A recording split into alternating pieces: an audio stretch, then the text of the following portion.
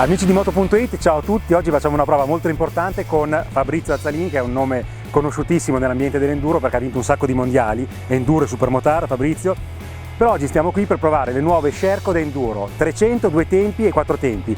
Fabrizio, qua abbiamo la 300 SR che cambia tantissimo a livello estetico rispetto a quella dell'anno scorso. Diciamo che quest'anno c'era l'esigenza in casa Sherco di cambiare un po' l'estetica, in quanto la moto precedente era un po' di anni che aveva lo stesso look. È stata rivista tutta la carrozzeria, chiamiamola, serbatoio, sella, parafango posteriore e le fiancatine. E poi importante, dicevi il serbatoio, adesso ha 1,5 litri in più e arriva con 2 tempi a 10. Quasi 11 litri, quasi 11, che non è male, soprattutto il 2 tempi, chiaramente consumando più del 4 tempi. Gli amatori, che sono una grossa fetta di quel tipo di moto qua, avendo 1,5 litri in più non è male per i giri che vanno a fare, eccetera eccetera. Per le gare comunque non crea nessun tipo di problema, gli ingombri sono rimasti praticamente uguali. La Sherco, casa francese, quest'anno ha vinto 2 mondiali di enduro, lei 2 e la Enduro GP, la nuova categoria con Matthew Phillips, quindi quest'anno è stato un colpaccio. Un colpaccio avete fatto, eh? Quindi sulla base delle modifiche fatte durante la stagione di gare e gli sviluppi fatti dalla Sherco a Nice in Francia è stato rinforzato il link. Il link sotto, praticamente ci sono dei perni da 14 praticamente più sostenuti. Poi il motore invece, eccolo qua, il 2 tempi made in Sherco, non è un motore fornito da terzi, lo fanno loro in Francia, che ha la caratteristica, credo unica, della valvola elettronica, la vediamo qua. Quest'anno l'hanno perfezionata un po' anche con la centralina e tutto per avere un'ottimizzazione sull'utilizzo, e quella è un'altra particolarità della Sherco, oltre al fatto che non è previsto l'avviamento a pedale. Bravo. La Sherco devono partire la mattina, schiacciare il bottone e andare, basta. Infatti non vediamo la pedivella. Poi a livello di componentistica siamo sicuramente a un livello molto alto, perché vediamo impianto frenante Brembo, sospensioni VP e marmitta FMF californiana. Poi c'è la particolarità del telaio, che ha subito dei rinforzi nella parte sotto il serbatoio. Poi mostriamo adesso il ponte di comando, perché Fabrizio qua sembra una MotoGP, spiegaci un po'. A 1, 2, 3, 4 tasti. Il tasto qua è quello della mappatura, quella racing è sempre spostata sulla destra, invece in caso di fango, terreni pesanti, scivolosi, c'è una mappatura soft che si mette sulla sinistra. Questa qui è per accendere la moto, ecco il 2 tempi, a differenza del 4 tempi che ha il battery less, qui così l'unica cosa che bisogna ricordarsi è di accendere, e quando è finito di utilizzare la moto ricordarsi di spegnere, perché altrimenti la batteria resta sempre collegata e questo magari può rischiare di tirartela a zero. Se qui ci sono le luci, questo qui lo spegnimento motori. Ultimo commento sul prezzo. 2 tempi viene 9.020 euro listino al pubblico, in linea con la concorrenza. E adesso andiamo a provarla.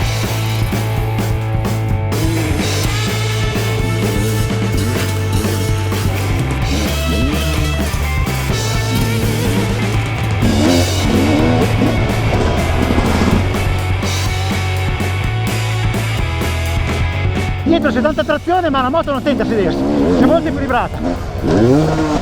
Avete visto che salto qua, senza, anche qui salto, fango. Adesso ho tenuto la seconda, che è molto potente questo motore, quindi non è l'ideale, però la valvola dà tanto controllo, quindi ottimo.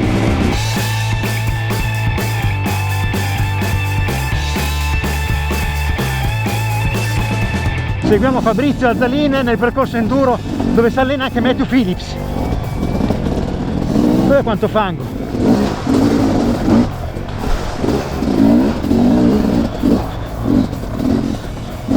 È molto sostenuta a livello di sospensioni, non è il 300 con le sospensioni flaccide un po' da estrema,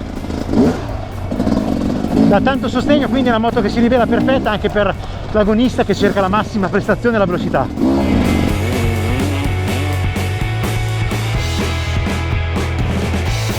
Via gli Ugiai, via gli occhiali, eccoci qua, dopo la prova della 2 tempi 300 del 2017. Inizio a parlarvi del motore, perché questo è l'elemento che più mi ha sorpreso della prova di oggi. Vedete che ha la valvola, ve l'ho mostrata prima, di scarico a controllo elettronico, è un'erogazione molto pulita. Ovviamente è un 2 tempi a carburatore, non siamo ancora all'iniezione perché non è necessaria con l'Euro 4 di oggi, basta benissimo il carburatore.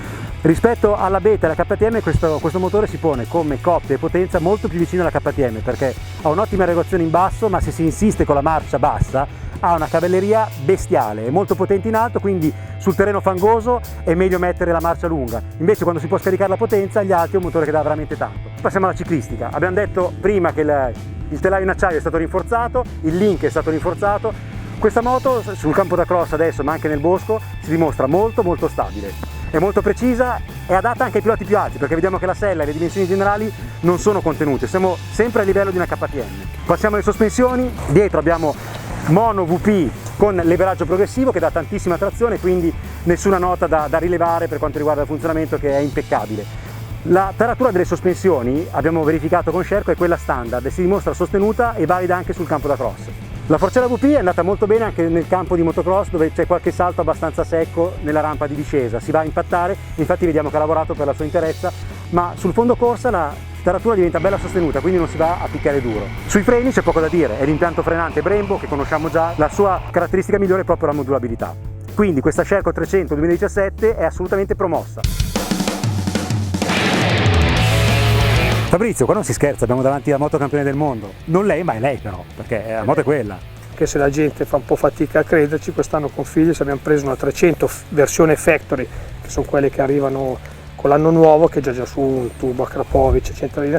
Da quella moto lì abbiamo realizzato la moto che poi ha vinto il mondiale, con poche differenze, chiaramente adattate a un omino come Philips che fa 100 kg nudo, per cui ovviamente abbiamo dovuto lavorare molto più che altro di sospensioni. Come motore abbiamo qualche particolarità sulla testa e un corpo farfallato un po' diverso, ma poi per il resto la moto è quella che un cliente può comprare da febbraio in avanti. Infatti l'abbiamo vista da terra, reparto corse, la moto nel complesso è quella lì, ha la sua bella forcella factory, però telaio, anche il link, tutto è di segno. Tutto esattamente uguale. E quindi parliamo di lei, perché deriva dalla moto che ha vinto il mondiale nelle E2, quindi categoria fino a 450 e l'assoluta, e se l'è vinta con un 300, quindi questo 300 ha dei bei numeri.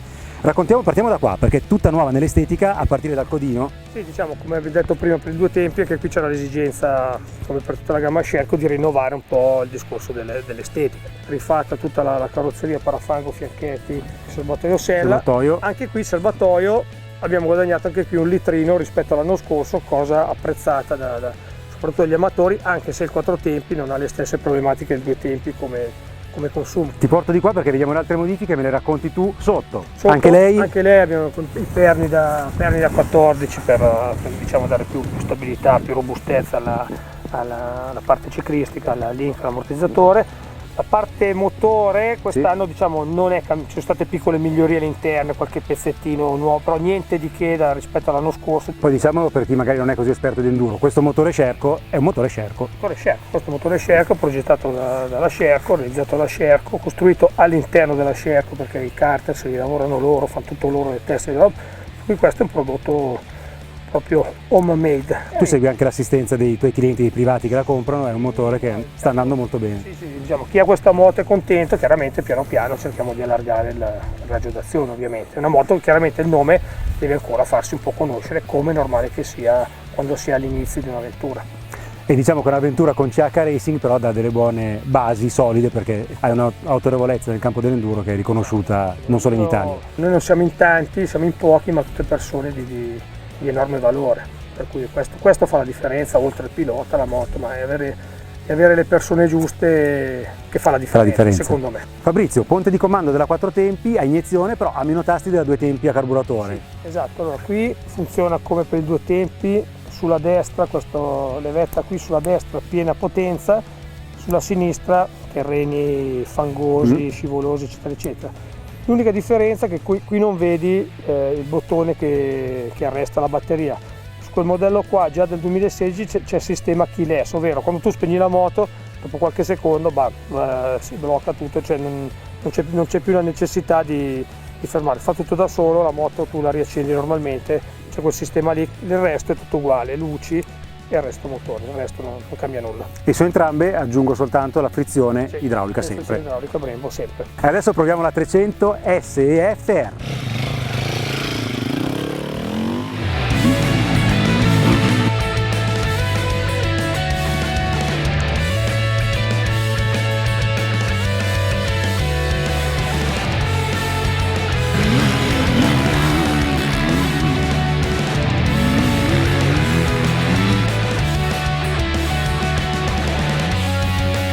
E adesso, caro Fabrizio, mi tolgo col casco, sudato, sporco, col cavo del microfono che esce, sono qualche roba, lo appoggiamo qua, via gli occhiali e uso la tua frase. Questa moto, la SEFR 300 che sigla lunga, la prendi e vai.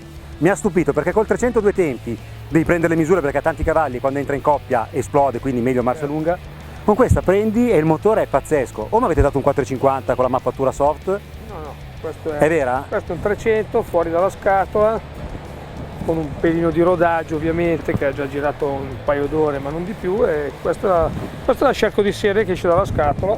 Dall'esperienza di questi 2 anni è una moto molto facile. Ma secondo te questa moto, se la dai a uno buono, ci vince il mondiale delle 2? L'ho già fatto. L'ha già fatto. Già fatto. Philips l'ha già fatto. Adesso passo a raccontarvi velocemente il motore perché è stata la sorpresa di questo test. Perché sotto ha tantissima coppia, puoi mettere anche la terza in queste curve con l'appoggio dove sfondi e affondano le ruote, esce subito. Se metti la seconda perché cerchi il divertimento, ha tanto allungo, cambio preciso, dolce, è veramente un motore maturo. L'iniezione non buca, è costante, è precisa, c'è una bella risposta col gas, è veramente un gran bel motore. E già così è un motore da fettucciato, da assoluta, da mulattiera, da tutto. Per una clientela diciamo normale, che sia dalle garette del regionale agli amatori, una moto già è pronta, questa è una moto già pronta. Poi uno vuol fare lo step, aspetta un paio di mesi, prende la factory, che c'è su qualche chicca in più, quella magari è per una clientela più racing, che sia uno che sia l'altra, diciamo il cuore non cambia, è solo una questione poi di allestimenti, cose così e basta. Bisogna dire che già la moto in versione standard costa tanto, ma ha delle dotazioni di altissimo livello. La forcella VP completamente regolabile, mono VP con link rivisto quest'anno, freni Brembo vanno veramente bene. Direi che anche su una pista conciata come quella di oggi non c'è bisogno di intervenire sull'idraulica, non va praticamente, almeno col mio passo non va a fondo corso, magari col pilota più veloce c'è. È chiaro, dipende dal passo, dipende anche dal peso eventuale del pilota, però più o meno le moto sono fatte per diciamo, una media sia di velocità che di peso. Poi è chiaro che uno di 100 kg deve intervenire un attimo, però ripeto, sono già a posto così, non necessitano grandi interventi. E la moto va bene anche per piloti di stazza importante perché abbiamo visto che la sella è alta, quindi è molto abitabile per i piloti forti come Philips, appunto, che è un quintalazzo di pilota, un bel cinghialone. È molto abitabile per i piloti alti, appunto, e si guida bene perché vediamo anche le leve. La posizione è corretta, pedane ovviamente molto grandi, insomma offre tutto quello che deve avere una moto racing di questo livello. Forcelloni in alluminio, freni Brembo che hanno dato un funzionamento molto buono anche nel sottobosco, con le foglie umide, col fango viscido, il comportamento è stato impeccabile. Un prodotto valido, avrà anche il suo prezzo però, Fabrizio. 9.790 come le principali concorrenti. E va come le principali concorrenti, se non meglio in alcuni aspetti, quindi complimenti alla Sherco e soprattutto complimenti all'Azza perché con CH Racing si è portato a casa 2 mondiali quest'anno.